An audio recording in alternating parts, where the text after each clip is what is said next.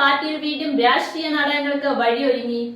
നേതൃമാറ്റം സംബന്ധിച്ച അഭ്യൂഹങ്ങൾ കൂടി ശക്തമായതോടെ പദവിക്ക് വേണ്ടി ഒന്നിലധികം നേതാക്കൾ അരയും തലയും മുറുക്കി രംഗത്തുണ്ട്. ചിലർ ഹൈക്കമാൻഡിന്റെ പട്ടികയിൽ ഉൾപ്പെട്ടിട്ടുമുണ്ട്. KPCCയുടെ ഭാരവാഹിത്വത്തിൽ നിന്നും DCC അധ്യക്ഷ പദവിയിലും കണ്ണുതട്ട് ചിലർ രംഗത്തുണ്ടെങ്കിലും യുവ പ്രാതിനിധ്യം ഉയർന്നേക്കുമെന്നാണ് റിപ്പോർട്ടുകൾ. KPCC അധ്യക്ഷ സ്ഥാനത്ത് നിന്നും K സുധാകരൻ മാറിയാൽ അടൂർ പ്രകാശ്, റോജി എം ജോൺ, സണ്ണി ജോസഫ് എന്നിവരെ പരിഗണിക്കുന്നതായി റിപ്പോർട്ടുകളാണ് പുറത്തുവരുന്നത്.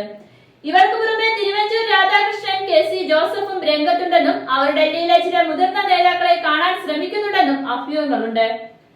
നിലവിൽ അടൂർ പ്രകാശ് കഴിഞ്ഞയിടെ രാഹുൽ ഗാന്ധിയുമായി കൂടിക്കാഴ്ച നടത്തിയിരുന്നു. ഹൈക്കമാൻഡ് ആവശ്യപ്പെട്ടതനുസരിച്ചായിരുന്നില്ല ആ കൂടിക്കാഴ്ച.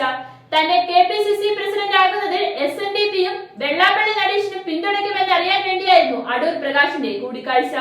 പക്ഷേ രാഹുൽ അന്വേഷിച്ചപ്പോൾ കേരളത്തിൽ പിണറായി വിജയനെയും LDFനെയും അധികാരത്തിൽ കൊണ്ടുവരാൻ നടക്കുന്ന ആളാണ് വെള്ളാപ്പള്ളി എന്ന ബോധ്യമായി. ആ പിന്തുണ കൊണ്ട് എന്ത് കാര്യമെന്നാണ് രാഹുൽ ഉയർത്തിയ ചോദ്യം. എന്നാൽ ബെന്നി ബെഹ്നാന്റെ കാര്യത്തിൽ ഹൈക്കമാൻഡിനും കേരളത്തിലെ നേതാക്കൾക്കും UDFിലെ കക്ഷികൾക്കും താല്പര്യമില്ല. സാമുദായിക സമവാക്യമനുസരിച്ച് യാക്കോബായ വിഭാഗത്തിൽപ്പെടുന്ന അദ്ദേഹത്തിനെ അധ്യക്ഷനാക്കിയാൽ നിലവിൽ 20 മണ്ഡലങ്ങളിൽ സജീവ സാന്നിധ്യമുള്ള ഓർത്തഡോക്സ് വിഭാഗം പൂർണ്ണമായും കോൺഗ്രസിനെതിരാകുമെന്നായിരുന്നു വിലയിരുത്തൽ. കഴിഞ്ഞ ലോക്സഭാ തിരഞ്ഞെടുപ്പിൽ പത്തനംതിട്ടയിൽ ബെന്നി ബെഹ്നാൻ പ്രചാരണത്തിനെത്തിയതിൽ സഭയ്ക്കുള്ള അതൃപ്തി നേതൃത്വം അറിയിച്ചു.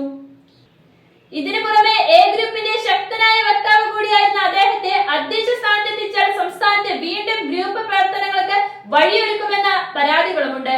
ഇതിനിടെ പദവിക്ക് വേണ്ടി I ഗ്രൂപ്പിന്റെ പിന്തുണ നേടി രമേശ് ചെന്നിത്തലയുമായി കഴിഞ്ഞ ദിവസം ആലുവ പാലസിൽ മണിക്കൂറോളം ബെന്നി ചർച്ച നടത്തി. അടച്ചിട്ട മുറിയിൽ നടന്ന ചർച്ചയിൽ അൻവർ സാദത്ത് MLA പങ്കെടുത്തു. മുഖ്യമന്ത്രി പദവിക്ക് താൻ അർഹനാണെന്ന വാദമുയർത്തുന്ന ചെന്നിത്തല KPCC അധ്യക്ഷനാകാൻ ബെന്നി ബെഹ്നാനെ സഹായിക്കുമെന്നാണ് ഫോർമുലയെന്നും അടക്കം പറച്ചിലുകളുണ്ട്. എന്നാൽ ബെന്നി ബെഹ്നാനും അടൂർ പ്രകാശിനും പ്രധാന വെല്ലുവിളി മുന്നണി വിപുലീകരണ സാധ്യതകളിൽ ഉണ്ടായേക്കാവുന്ന തിരിച്ചടിയാണ്. UDFിൽ കോൺഗ്രസിന്റെ പ്രഖ്യാപിത ശത്രുക്കളാണ് രമേശ് ചെന്നിത്തലയും ബെന്നി ബെഹ്നാനും അടൂർ പ്രകാശും. അടൂർ പ്രകാശിന്റെ അടുത്ത ബന്ധുവാണ് KM മാണിക്കെതിരെ കോഴ ആരോപണം ഉന്നയിച്ച ബിജു രമേശ്.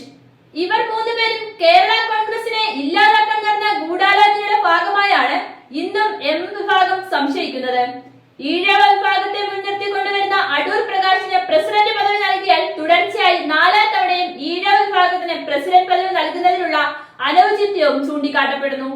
നിലവിൽ ചിലതിന്റെ എക്കാലത്തെയും വോട്ട് ബാങ്കായ സീറോ മലബാർ സഭയ്ക്ക് നിർണായക പ്രാതിനിധ്യം നൽകണമെന്നും പാർട്ടിയിലെ മറ്റ് ചില താക്കോൽ സ്ഥാനങ്ങളിലും ഭരണത്തിലേറിയാൽ പ്രധാന വകുപ്പുകൾ ഈഴവ വിഭാഗത്തിന് നൽകണമെന്നുമാണ് മറുവാദമുള്ളത്.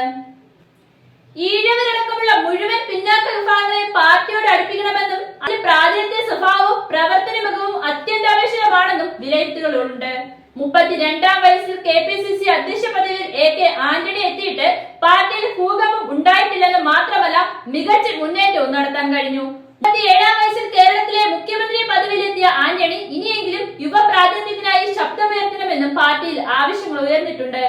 70 പിന്നിട്ടവർ പാർട്ടിക്ക് മുതൽക്കൂട്ടാണെന്നും അവരെ ഉപദേശക സമിതിയിൽ നിലനിർത്തി യുവാക്കൾക്ക് കൂടുതൽ അവസരങ്ങൾ പാർട്ടി നൽകണമെന്നുമാണ് ഭൂരിഭാഗം പ്രവർത്തകരുടെയും താഴെത്തട്ടിലെ നേതാക്കളുടെയും പ്രധാന ആവശ്യം.